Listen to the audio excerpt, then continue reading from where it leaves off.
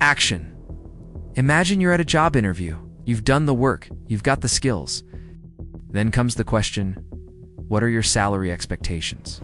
You hesitate.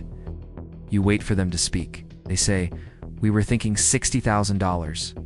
Suddenly, the $80,000 you wanted feels impossible. You negotiate up to $65,000 and feel like a winner.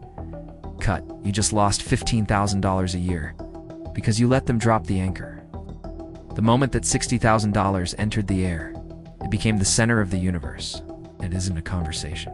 It's a psychological hijack. You aren't negotiating value. You're negotiating against a ghost number. Why does this happen? Because your brain hates absolute calculations. It loves comparisons. If I show you a $500 bottle of wine first, the $100 bottle looks like a bargain. If I show you a $10 bottle first, the $100 bottle looks like a scam.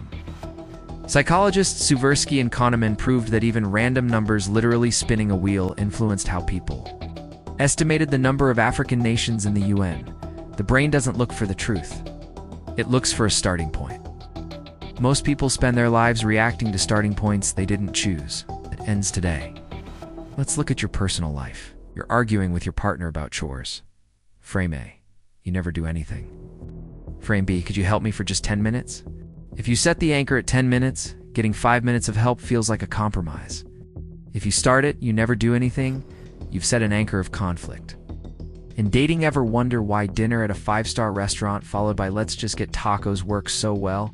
It's the door-in-the-face technique. The first big ask is the anchor. The second ask is the relief. You aren't being spontaneous, you're being managed. Stop. What happens when the other person drops the anchor first? Most people try to push it back slowly. That's a death sentence. You have to blow up the anchor. If a client offers you a price that is insultingly low, do not counteroffer. If you counteroffer, you validate their anchor.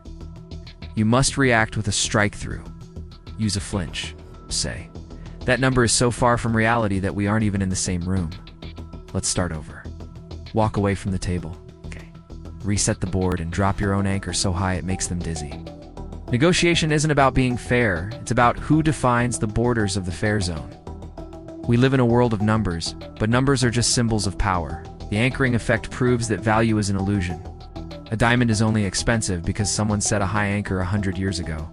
Your time is only cheap because you haven't dared to name a high price.